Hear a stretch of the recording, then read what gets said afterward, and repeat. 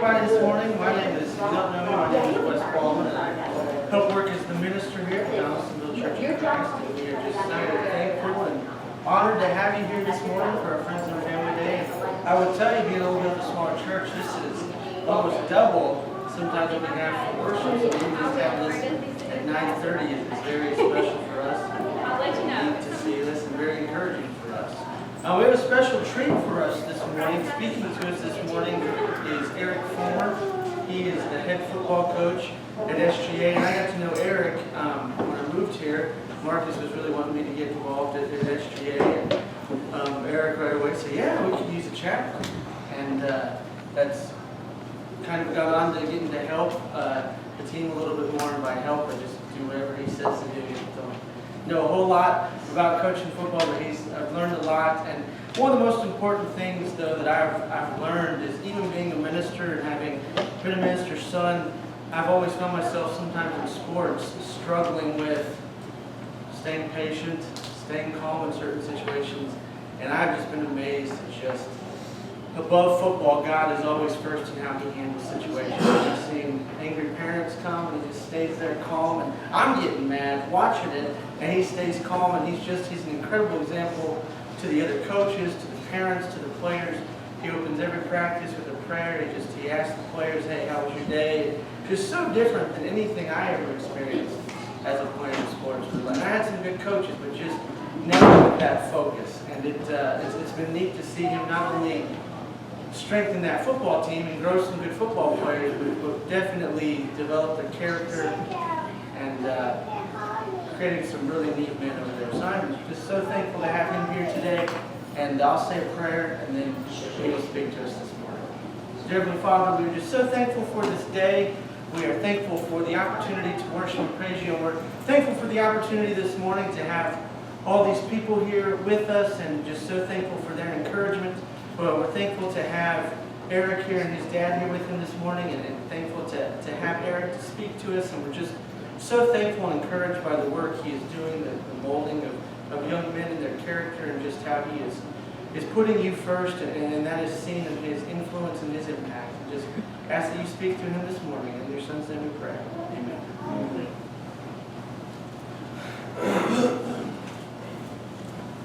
Well, Wes, I really appreciate that, man. That was a pretty good intro you gave me there. I don't know, sometimes maybe I don't realize people are watching so much. Maybe I'm a little more positive than I realize sometimes, but I try to remain that way. When he asked me to speak, I really didn't know, what exactly to speak on, what exactly he wanted from me in this whole situation. But I don't have an incredible story about how I got to where I am. Sports is pretty much going to be a big theme of this, because sports have always been my life, and that is my avenue to which I feel like God has led me to impact the lives of young men. And so that's going to be a big part about what I speak a little bit about today. But there's a couple of main points that I've taken along the way, that I've really learned that's helped me along the way. And this one is that God's timing is perfect. There's plenty of times in life, and I'm still relatively young. I'm only 29 years old. But there were times that I wanted ultimately to reach my goal of being a head football coach. But adversity comes, and sometimes you don't always want to persevere through those times, and you really just want to give up and do something else. I'm sick of trying. I seem to continually hit a brick wall and hit a brick wall and hit a brick wall. I'm just going to give up and go do something else.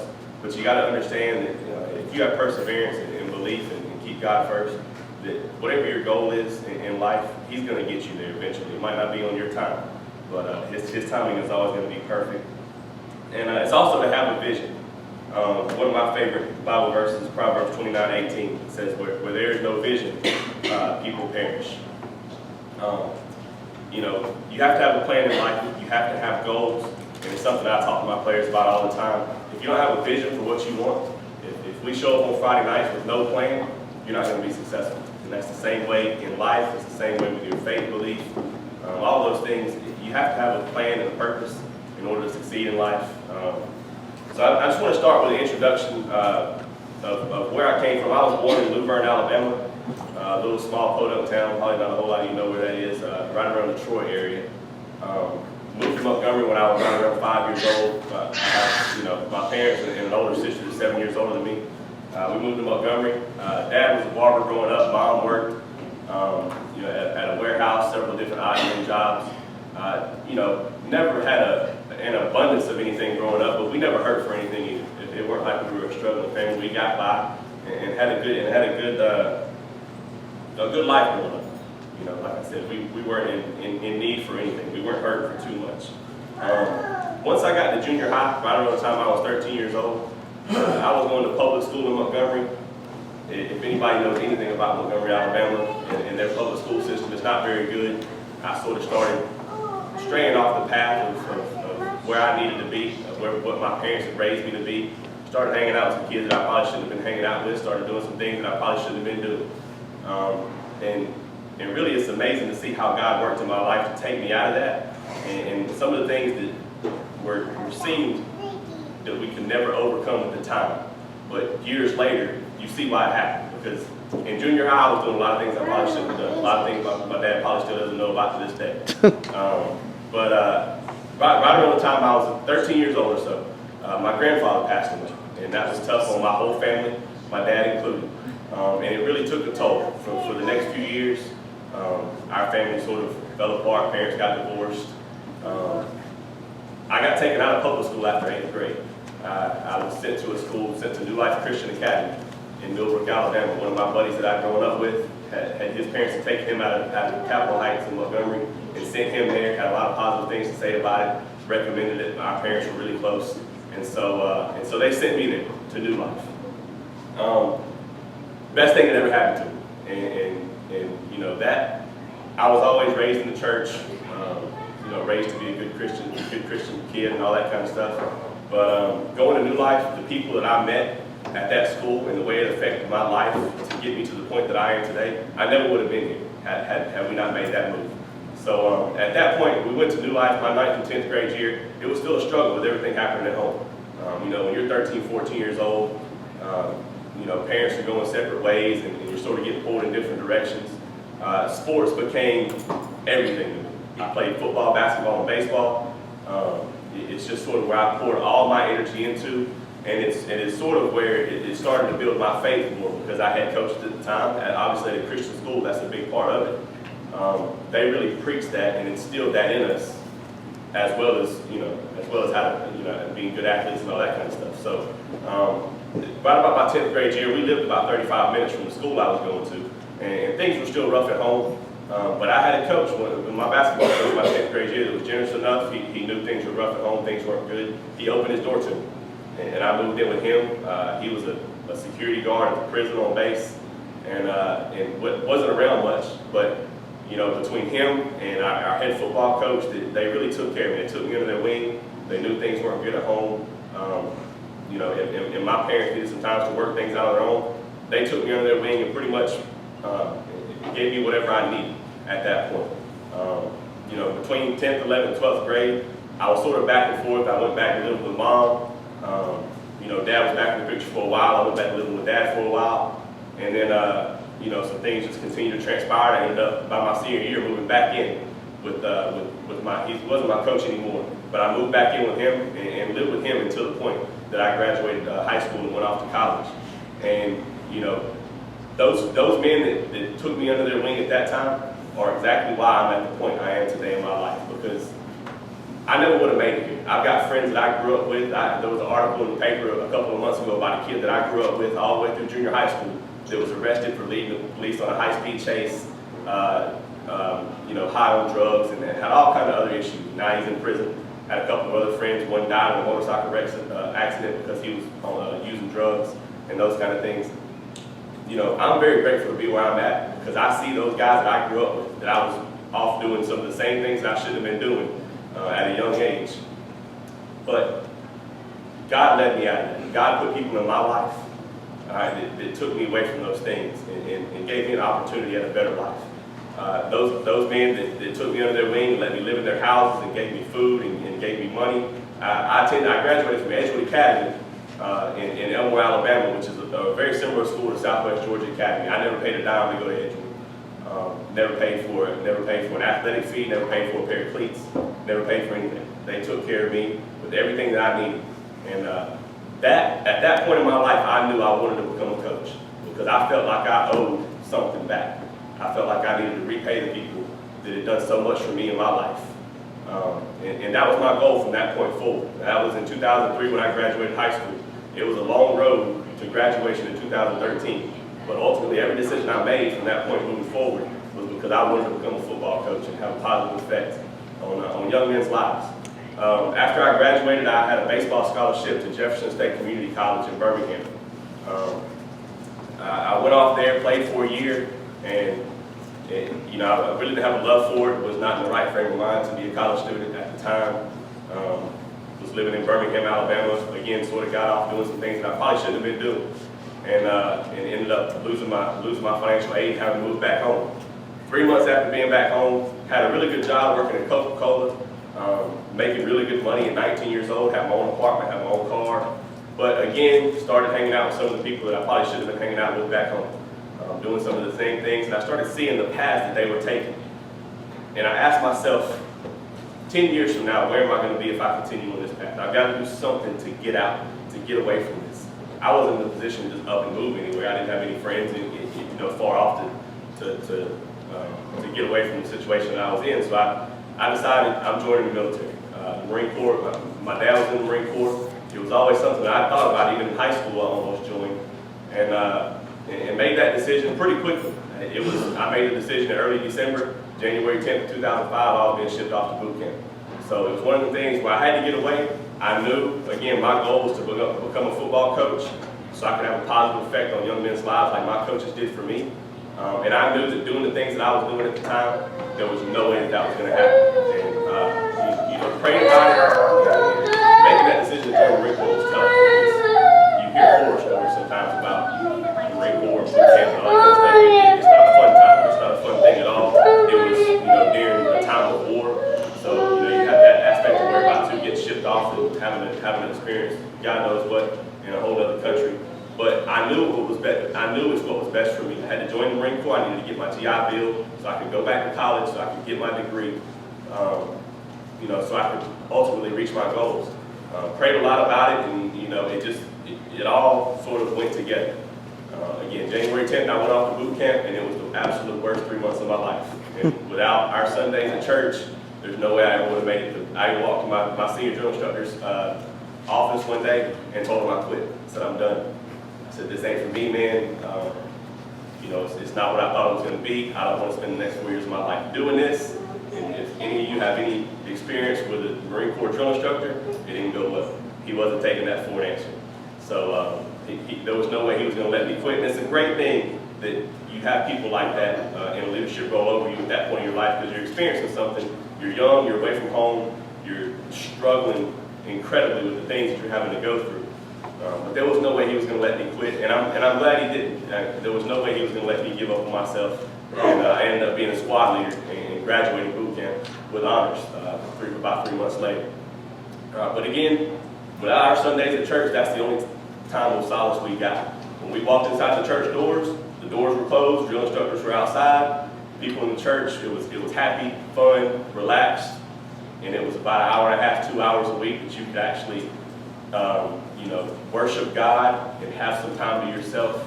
But as soon as those doors cracked back open, those drill instructors at you again, it was misery for the next 6.5 days.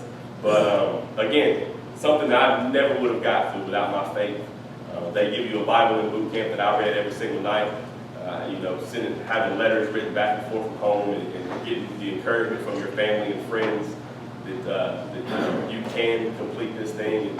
And at some point, a light just flipped, and like I said, it ended up being a great thing, and I ended up being very successful for those 4 years in the Marine Corps. And again, God knew what He was doing in my path, because I had a lot of friends. When I graduated boot camp, I actually had surgery on my wrist in boot camp. Ended up having to stick around for about a month doing rehab. Once I finally got off to my MOS school, I got to choose where I wanted to go, and I wanted to go to the West Coast. I wanted to live in California. So I decided I wanted to go to California. They sent me to San Diego, but they sent me to the recruit depot in San Diego, which is a non-deployable unit, which at the time, when you join the Marine Corps, you go through boot camp, you go through your combat training, man, you're gung-ho. You can't wait. You're ready to hop on a C-130 and head to Afghanistan with a gun in your hand right then.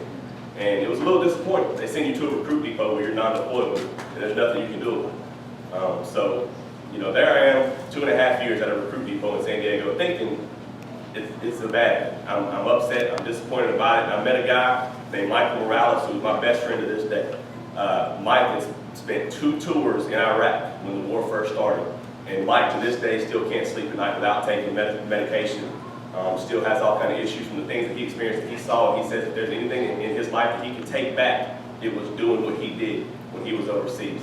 So again, God knew what he was doing in my life, but he didn't put me in those situations. He gave me an opportunity in San Diego. When I got to San Diego, I was still heavily involved in sports. I got to do what I loved. I got to play football, basketball, and baseball for our base team, and didn't have to experience those things that a lot of our servicemen and women have to experience, and don't have the things still hanging on with me today that those guys do. Again, that was God leading my path.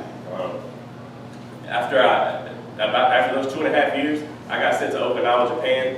Again, one of those things I wasn't very happy about. I've been dating a girl for 2 years. We had plans for the future, and I was walking. I was on leave. We were in Hollywood, walking down Rodeo Drive, and I got a phone call saying you just got orders to Okinawa, Japan. And you can imagine how you feel at that point. I wasn't very happy about it, but it was a great experience. It was good to get to go to another country and experience something else for a little while. When it came time to get out, it was a tough decision. The military is an unbelievable career if you stick with it. So I had a decision to make after 4 years. Do I get out and start over and go back to school and ultimately try to reach that goal of becoming a football coach that I want to become? Or do I stick with this military thing? Because there's not many occupations in the world that give you the benefits that the military does. Staying in it, I had some of my senior leaders that were in charge of me, tried their best to talk me into staying, talk me into re-enlisting. And I told them, I remember sitting down with my gunnery sergeant, Vinny, no military by rank, he was our staff NCO of our office. And he was begging me to stay, and I said, Gunny, I want to become a football coach, man. That's my goal. That was the whole reason I signed up for this thing 4 years ago. That was my ultimate goal, was to become a football coach. If I give up on it now, I may never do it. So I made that decision to get out. I got out, moved back home to Millbrook, and didn't know what I was doing for about 6 months. Between the year I spent at Jefferson State, not making very good grades, took a couple classes in the Marine Corps, didn't make very good grades. I had like a 1.8 GPA. There was one school in all of Montgomery, Alabama that accepted me, and that was Folmar University. Couldn't get into anywhere else. And I didn't know anything about it at the time. My faith walk was what it was. It wasn't incredibly strong, but like I said, I've always been a Christian and always been a follower of Christ, but I didn't know what to expect going to a Christian university. And when I go to enrolling classes and get my schedule made the first time, they tell me, you got to take a Bible class every semester. And because you're here at this point in the day, you also have to go to chapel every day. And here I am, 23 years old, just spent 4 years in the Marine Corps, thinking I'm a grown man. I'm 23 years old. I'm also I'm working as an assistant coach at Edgewood Academy, where I graduated from. I put a lot of time and effort into that, and I'm thinking to myself, I'm a grown man, and these people are telling me that I have to take Bible classes and I have to go to chapel. I wasn't very happy about it until I actually got into it. And it's, again, God knows what he's doing. Maybe it was all the plans from the time that I lost my financial aid at Jefferson State and had a 1.8 GPA, to the only school that I could go to was Folmar University. But it made my faith so strong to have to, and it's a good thing, sometimes young people, and I was still a young person at the time, and still am, sometimes you got to force them. Sometimes you got to say, hey, you got to go to Bible class. Because it was a good thing. It taught me so much, not just from sometimes Bible stories can seem a little bit mythical at times. But when you sit down and you see the history behind it, and you get taught on a Life of Christ class, and you see and I wish I could remember specifically now, but you can see the historical facts of people that weren't Christians talking about the miracles that Jesus Christ performed in a historical fact. How can you not believe at that point? How can your faith not be stronger than it ever was? and getting to go to chapel every day. That's 30 or 45 minutes every day I got to sit in chapel, and I got to worship God and let everything else go that was going on in life. And just for those 30 or 45 minutes every day, a lot of people only get it in church. You go to church Wednesdays and Sundays. That may be the only time that a lot of people really get to let go and experience and worship God. But while we were at school, 30 to 45 minutes every single day, we got to let go of everything. We got to sing and worship together. And it was a great experience. It ended up taking me about 4.5 years to graduate. I took a break at one point and moved to Dallas, Texas with my best friend, who, again, is a huge Christian man and grew my faith even stronger. But when I got back to Folmar, it only grew stronger from there. My goal for a really long time was to play college football. I have a love for football like nothing else. And I really wanted to play the game that I was eventually going to coach. So after a year and a half of coaching at Edgewood, it was 2010, going into the fall, and I told the coach at Edgewood, I said, look, man, if I'm ever going to do it, I'm 24 years old, I got to do it now. And so I decided I was going to walk on the football team in fall. Well, third day of fall camp, right at the end of practice, I blew my knee out. And I was just turned 25 at the time. And I said, this is just God's way of telling me to hang it up and pick up a clipboard. And, but it really worked out. I didn't do anything that fall. The next fall, I started as a student assistant on that staff. Spent 6 months as a student assistant, worked my tail off, and 6 months later, I became a position coach. A year from then, I was hired on as a full-time coach.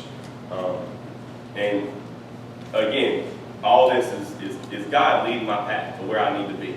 And again, everything that we do is on His time, not ours. Because in the spring of 2013, I got a phone call. I've been applying for some high school jobs because I love coaching at Folmar, but coaching in college is a completely different ordeal than it is coaching in high school. I wanted, a more personal experience with the guys that I was coaching. And I was sending out resumes and got a call one day from some number I had no clue what it was, from some town I never heard of in Georgia. And got on the phone, said, I'm Matt Dowrow, I'm the athletic director at Southwest Georgia Academy. He had one of his best friends is the headmaster at Edgewood now, so they got to looking for a head coach. He called his buddy, asked if I knew anybody, and they recommended me.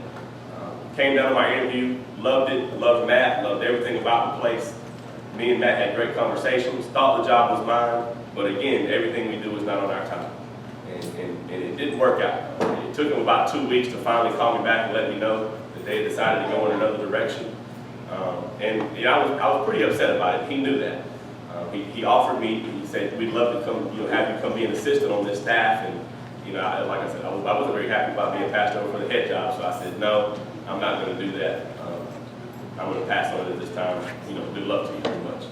And that was that. And I was upset about it because I prayed on it and begged God to let me have this opportunity. I felt like it was a great place for me. I felt like it was so much like Edgewood, where I came from and where I had such great experiences and learned so much and grew so much from. But it didn't work out at the time. I actually got a phone call from Matt that summer. And he said, look, man, he said, I'm not sure if it's going to work out with this guy we've got. I want you to know that if it doesn't, we still want you here. I just want to know if you're still interested. And I said, I'm still interested, man. Just let me know how it goes. So that was the summer of 2013. We went through the whole football season last year. We had an unbelievable year at Faulkner, best year Faulkner's ever had. About October of last year, we were in the little cafe at Faulkner eating lunch. The coaches were, and I got a call on my cell phone. It's October. I got a call on my cell phone. It says Matt Dowrow. I'm like, man, what is this guy calling me for? Answer the phone. Hey, man, the guy we gave the job to just resigned. Put them in a really bad situation. Want to know if you're still interested? And I said, of course I am. And I told you I was to begin with. I said, we're still playing football. We got a chance to make a run in the playoffs and all this kind of stuff. I said, so let me get through our season, and I'll call you back. And I did. And at that point in time, I started praying again. I knew that's where I wanted to be. I didn't know how it was going to happen, but I knew it was going to happen if it was offered to me. So our season ended a little prematurely. We lost in the first round of the playoffs last year, but we got to talking again. I ended up having to go to San Francisco to do some recruiting, and he called me while I'm in San Francisco and said, look, he said, we want to sit down with you. Can you come when you get back? And I said, absolutely, I can. And so when a couple days after I got back from San Francisco, I was on my road back to Damascus to sit down with Matt and have a conversation about becoming the next head coach. and had a great conversation. Thought everything went well, and a couple weeks later, I was in Texas when my family was actually still living in Texas for the Christmas holiday. He called me, offered me the job. It didn't take me very long to realize, that I was going to accept it. Talked to my family about it. It's a tough decision to make any kind of move like that. I was very comfortable where I was, but I just really felt like I prayed about it, had the opportunity, had now presented itself, and now I got something to capitalize on. And I took the job. 2 weeks later, I moved down here to Donalsonville, and let me tell you just how God works, because I came down here to visit. I came down here to Damascus to see a house. I was making a move in 2 weeks' time, moving to a place with not very many rental properties, that kind of a thing. Our athletic director had a contact in Kaufman for a guy with some rental houses. Came down there, looked at a house. It was a 3,000 square foot home that was way too big for anything I needed. And so I drove around that day, drove around Kaufman, drove around everywhere down here. Rode the Bainbridge, drove around, couldn't find anything. And I'm on 84 on my way home back to Montgomery, not knowing I'm supposed to move the next week. I have no idea where I'm moving. And I'm on 84 and I see a little sign pops up that says Ed King Rental Properties. And I said, well, it won't hurt to stop in and see. So I made a U-turn, turned back around. Ed wasn't in at the time. His secretary was. She called him. He came by and he said, it just so happens that I have a place available right now that just became available down in my townhomes. He took me down there and looked at it. I said, man, this is perfect. This is everything I need. And so it's amazing just how God works in those ways. Because I was done for the day. I was on my way back to Montgomery, a little upset, not knowing where I was going to live a week from that time. But it all worked out. It's all on God's time, not ours. Ever since I've got to SGA, it's been nothing but positive. I love the school. The people are unbelievable. The kids that we have are unbelievable. We have even my elementary classes. I teach 3rd, 4th, and 5th grade PE, and I love those little kids more than anything in the world. A lot of them sitting here with us today. I love those kids more than anything in the world. We have a great group of young kids on our football team. Football season hadn't started exactly like any of us planned on it starting, but we all believe in one another. We've got a great group of kids that believe in each other. We know that if we continue to put God first in everything that we do, believe and work and fight for one another, that ultimately we'll be successful. And success isn't always measured in wins and losses. Because we got a lot of good kids that are going to go on and do a lot of good, great things with their lives. A lot of good, godly young men that are a great influence on me. I learn as much from them as I'm sure they do from me. It's unbelievable sometimes to see how mature some of these young guys can be, and it's great to watch them lead and become great young men, especially great young men of God. I'm so grateful to be in the position I am. I can't tell you, 10 years ago, I never would have thought that I'd be in the position I am today. It's hard overcoming so many trials and tribulations. And there was times when I moved to Texas, I was done. I was trying to get me a government job. Like one of my buddies had, and it was just done. I was giving up on the coaching thing. But somehow, some way, God always brought me back. He brought me back to sports, because I've known all along that's the avenue that I know that I can affect young people enough and lead them to Christ. It's amazing to see how God works in that. I've always tried to remain positive in everything that I do. I know, and that's one thing that, when Wes talks about that kind of stuff. A lot of parents, especially when it comes to sports in smaller schools, everybody thinks their son should be the star player on the team, and I understand that. And I'm not going to be negative towards anybody that feels that way. Positive thoughts breed positive things. I try to keep as much negativity out of my life as I can. So I let people vent. I let them get it off their chest. A lot of times they'll come back a couple of days later and maybe apologize for some of the stuff that they said. But I always try to be positive.